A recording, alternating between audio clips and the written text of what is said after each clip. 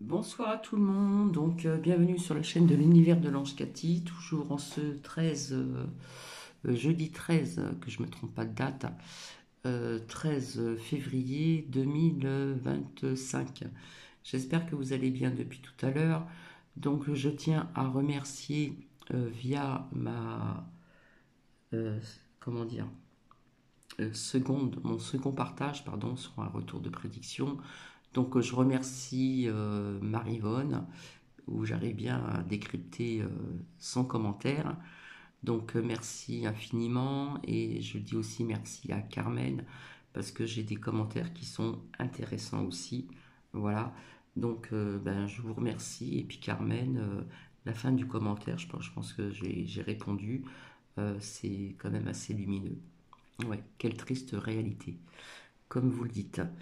Au niveau de mon énergie, mes énergies, je reviendrai demain pour voir un petit peu avec les lames de certains oracles. Par contre, j'avais envie de vous faire écouter quelque chose qui ne dure pas très longtemps. Donc j'espère que ça va intéresser certaines personnes. Et donc c'est l'étrange plan de la Chine pour sauver le climat. J'ai écouté assez rapidement et j'ai trouvé ça intéressant. Il est quand même, je crois, presque 22 heures. Je n'ai toujours pas mangé. Donc c'est ce que je vais faire après. Donc pourquoi la Chine se rêve en championne du climat? L'étrange plan de la Chine pour sauver le climat. Est-ce que vous étiez au courant de ce que vous allez écouter? Donc sur ce, je vous dis bonne écoute et je reviens tout de suite après.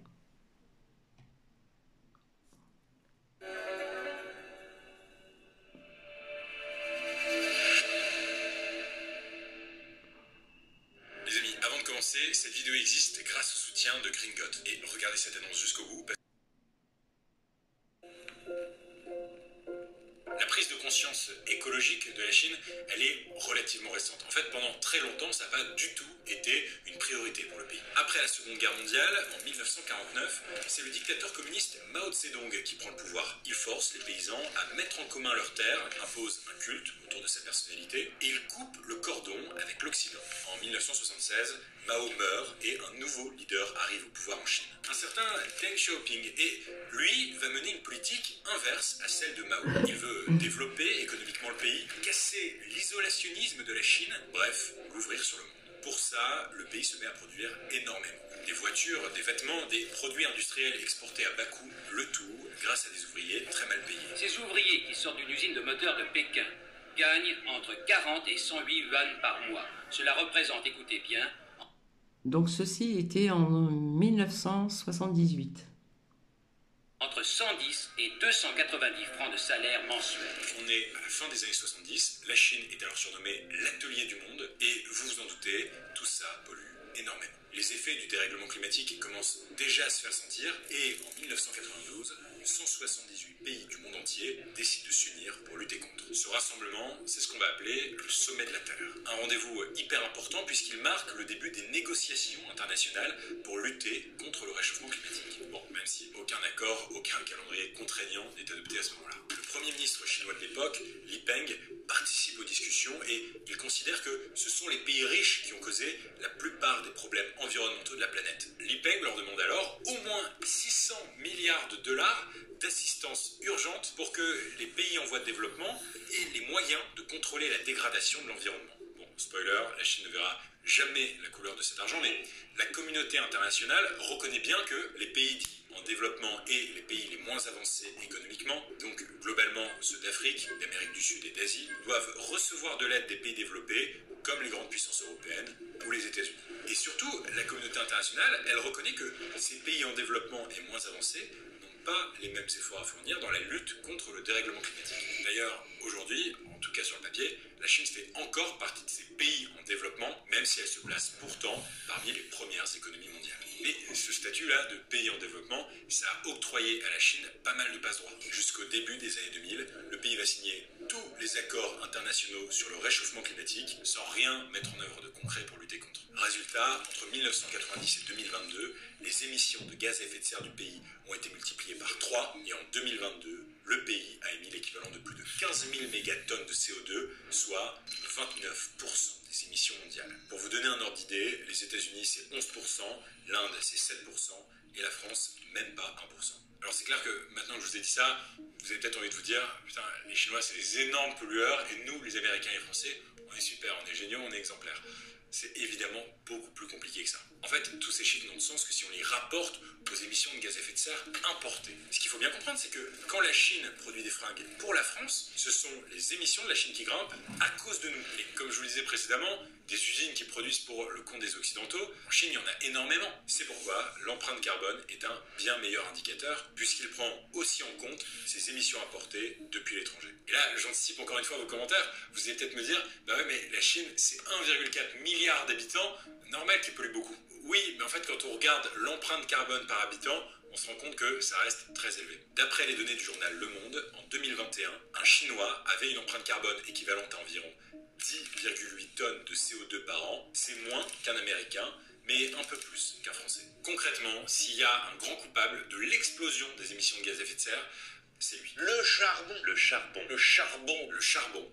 C'est 61% du mix énergétique chinois. C'est-à-dire 61% de toutes les sources d'énergie consommées par le pays. Le charbon est loin devant le pétrole et loin devant le gaz naturel. En fait, 87% de l'énergie que la Chine consomme provient encore des énergies fossiles. Côté alimentation, la Chine est aussi le plus grand marché de viande de la planète. Le pays représente un tiers de la consommation mondiale et quand on sait que l'élevage est responsable de plus de 14% des émissions de gaz à effet de serre dans le monde, on comprend qu'il faudrait faire un peu moins de barbecue. Bref, en voulant entrer dans la société de consommation, la Chine a dopé sa croissance économique, mais elle est aussi devenue accro aux énergies fossiles comme le charbon, au point de devenir le plus gros pollueur de la planète. Pourtant, ces dernières années, on pourrait croire que la Chine cherche à s'acheter une conscience écologique, un moyen de faire bonne figure, quitte à changer complètement de visage.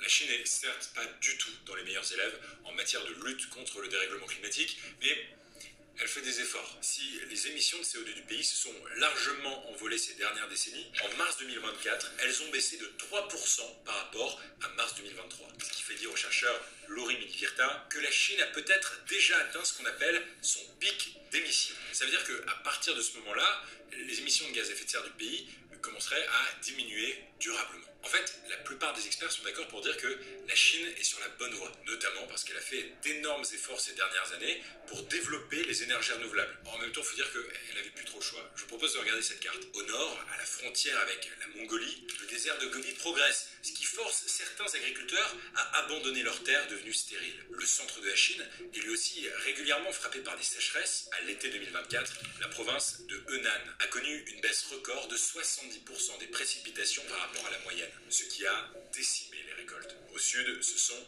les inondations qui font rage. Toujours au cours de l'été 2024, 38 personnes sont mortes et 242 000 autres ont été déplacées à cause de pluies torrentielles, en particulier dans la province de Guangdong.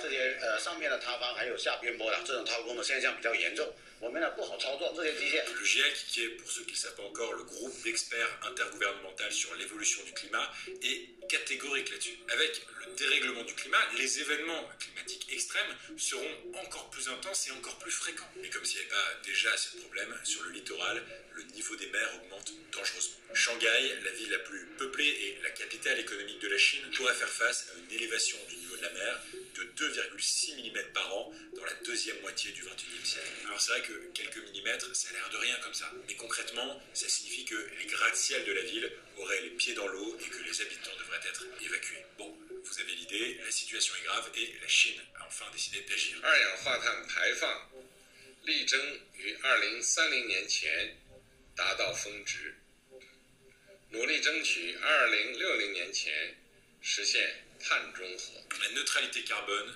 d'ici 2060. C'est-à-dire qu'il faut qu'il y ait un équilibre entre le carbone émis et le carbone absorbé. Sacré chantier. Depuis quelques années, le pays s'est donc mis à investir massivement dans le renouvelable. L'objectif, eh bien, c'est de décarboner son énergie et son industrie. Rien qu'en 2023, la Chine a investi 890 milliards de dollars dans sa transition énergétique. En comparaison, le grand plan d'investissement pour décarboner l'industrie française, c'est 54 milliards d'euros à dépenser sur 5 ans. Bon, et grâce à tout cet argent, la Chine a dopé le marché des véhicules électriques. En 2023, les usines chinoises de batteries lithium-ion étaient en capacité de produire 1290 gigawattheures, c'est 4 fois plus que l'Europe ou que les États-Unis. Le gouvernement chinois soutient aussi énormément les fabricants de panneaux solaires. Plus de 46 milliards d'euros ont été investis dans le secteur entre 2011 et 2022 et il faut reconnaître que les résultats sont spectaculaires. En juin 2024, le plus grand parc de panneaux solaires au monde a été mis en service dans le Xinjiang, une région de l'ouest du pays. Imaginez bien, le parc il mesure 2 fois la taille de Manhattan et il sera en mesure de produire plus de 6 milliards de kilowattheures d'électricité chaque année. C'est assez pour alimenter tout un pays comme le Luxembourg par exemple. Dans le paysage, on voit aussi apparaître beaucoup de cheminées de centrales nucléaires. Et là encore, la Chine ne fait pas les choses à moitié, c'est le pays qui en construit le plus au monde. 50 sont déjà en activité et à l'été 2024, le gouvernement a donné son feu vert pour construire 11 nouveaux réacteurs nucléaires, ce qui porte le total en développement à 36. Bon, le nucléaire, c'est pas l'énergie la plus propre. Certains déchets radioactifs ont une durée de vie de plusieurs centaines de milliers d'années et on n'a aucune idée de comment les éliminer pour le moment. Alors bon, on les enfouit sous terre et on verra plus tard. Mais il faut reconnaître que c'est une énergie dite décarbonée, c'est-à-dire qui n'émet quasiment pas de CO2 par rapport au pétrole ou au charbon. Bon, mais Xi Jinping sait que émettre moins de gaz à effet de serre, ça ne suffira pas à régler le problème. Il faut aussi restaurer les puits de carbone qui captent le CO2 dans l'atmosphère et qui le stockent. Et pour ça, il y a une solution, les arbres. La Chine s'est engagée à planter l'équivalent de 36 000 km² de nouvelles forêts par an jusqu'en 2025. En gros, c'est comme si elle avait pris un pays comme la Belgique et qu'elle l'avait entièrement recouverte d'arbres. Xi Jinping est particulièrement fier de Sayanba, une forêt artificielle de 80 000 hectares au nord du pays. 是我们中华文明的一部分，起到了这种激励作用。全国反映这种精神，把我们的国家建设好。 Avec tout ce que je viens de vous dire, on ne peut pas reprocher à la Chine de ne pas faire d'efforts pour réduire ses émissions de gaz à effet de serre. Mais il y a une question qui subsiste quand même. Est-ce que la Chine est vraiment sincère dans cette transition? Vous allez voir, il y a des objectifs bien plus terre à terre, quitte à piétiner les droits humains et la biodiversité.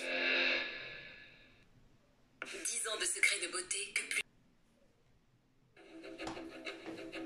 Investissement dans les batteries électriques, les panneaux solaires, reforestation, avec toute cette bonne volonté, la Chine semble être sur la bonne voie sur le plan climatique. Mais fait-elle tout ça sincèrement? Si je pose la question ici, c'est qu'il y a plusieurs points qui me font vraiment douter. Déjà, il faut savoir que la Chine est l'un des pires pays du Climate Change Performance Index, un système de notation qui classe les États en fonction de l'efficacité de leur politique climatique. En 2024, le pays est arrivé en 55e position sur 67 pays au classement. Et pour cause, si la Chine développe massivement les énergies renouvelables, elle a aussi autorisé la construction d'une centaine de centrales à charbon rien qu'en 2022. Ça fait à peu près 2 nouvelles centrales chaque semaine. Pourtant, l'Agence internationale de l'énergie est très claire. Il faut cesser d'investir dans les énergies fossiles pour espérer limiter le réchauffement climatique en dessous de 1,5 degré. Donc déjà, ce genre de politique est hyper contradictoire. Aussi, si la Chine investit autant dans les énergies renouvelables, c'est pas que par altruisme.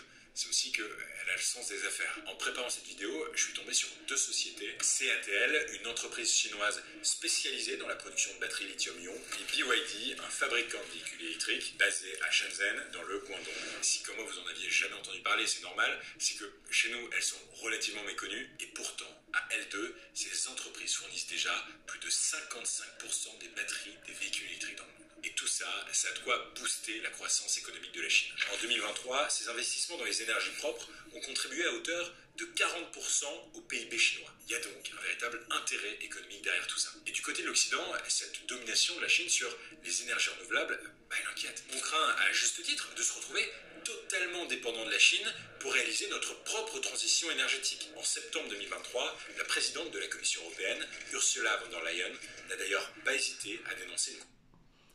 Bizarrement, là, j'ai un petit flash. Pardon. Au niveau de la hyène, je sais pas, au niveau du temps, je la vois partir. Je dis ça comme ça, au passage. concurrence déloyale. Take the electric vehicle sector. It is a crucial industry for the clean economy with a huge potential in Europe. But global markets are now flooded with cheaper Chinese electric cars. And their price is kept artificially low by huge state subsidies. Alors qu'est-ce qu'on peut faire? Comment est-ce que l'Union européenne peut se battre et faire le poids face à un géant chinois toujours plus puissant? Pour l'UE, la réponse tient en 3 mots: droit de douane. Jusqu'à présent, les véhicules électriques chinois étaient soumis à 10% de droit de douane, un impôt qui frappe les marchandises à leur entrée ou à leur sortie du territoire. Mais bientôt, les véhicules électriques seront soumis à des taxes supplémentaires pouvant atteindre plus de 36%.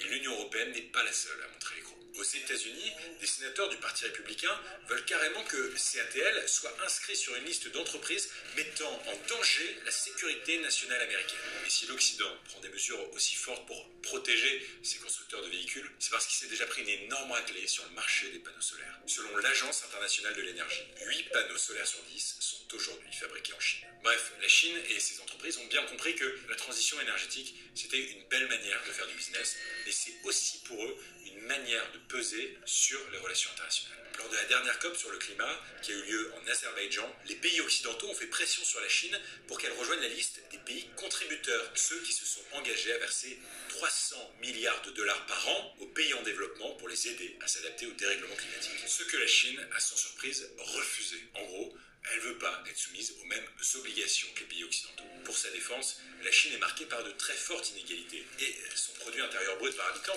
ce chiffre est encore largement inférieur à celui de la France ou des États-Unis par exemple. Je vous le disais un peu plus tôt dans cette vidéo, mais la Chine se revendique encore comme un pays en développement. Mais malgré ce refus, il s'agit quand même de faire bonne figure auprès de ses homologues internationaux. Et c'est précisément ce que permettent de faire ces investissements dans le renouvelable. Selon le gouvernement chinois, 24,5 milliards de dollars ont été mobilisés par la Chine depuis 2016 pour soutenir la transition écologique des pays pauvres. Alors forcément, après ça, c'est difficile d'accuser la Chine de faire du mauvais esprit. Et puis, ça vous aura pas échappé que, depuis janvier, un climato-sceptique notoire est redevenu le locataire de la Maison Blanche. We spent trillions of dollars on things having to do with the Green New Scam. It's a scam. It'll start getting cooler.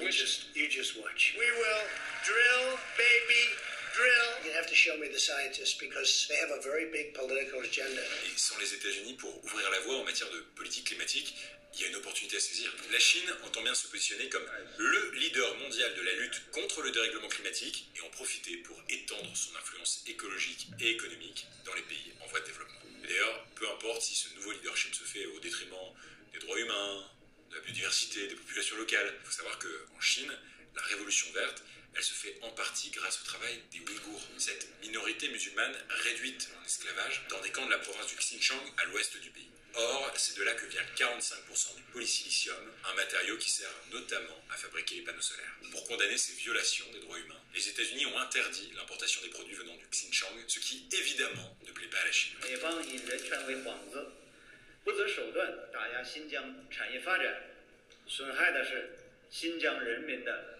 生存权。 Autre victime de la transition énergétique chinoise, les milliers de Tibétains, dont de nombreux moines, qui sont évacués pour construire le barrage hydroélectrique de Kamtok, dans la province du Sichuan. Selon un rapport des ONG Turquoise Roof et Tibet Watch, paru en mai 2024, au moins 12 villages sont concernés. Et quand des fonctionnaires chinois se rendent sur place, les scènes sont déchirantes. Sur cette vidéo, on voit des moines tibétains tomber à genoux devant des fonctionnaires du gouvernement chinois venus ordonner la destruction d'un monastère bouddhiste pour y construire un barrage. Ces barrages hydroélectriques ont d'ailleurs aussi un impact négatif sur la biodiversité. Ils perturbent le cycle de vie des poissons au risque de les rendre infertiles. Selon une étude publiée en mai 2024 dans la très sérieuse revue Science Advances, 5 espèces de poissons du cours principal du fleuve Yangtze pourraient avoir complètement disparu à l'état sauvage d'ici 2030. Dans un monde où les États-Unis de Donald Trump n'en ont plus grand-chose à faire du réchauffement climatique, où l'Europe a encore beaucoup à faire pour développer ses énergies renouvelables et sa souveraineté énergétique, et où les pays les plus pauvres attendent désespérément de l'aide de la part de la communauté internationale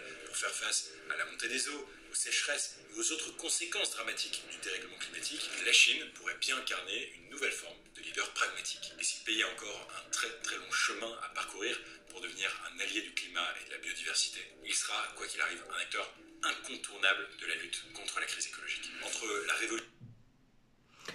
Voilà, c'est sur ce que je vous laisse. Donc, est-ce que vous étiez au courant? Qu'en pensez-vous?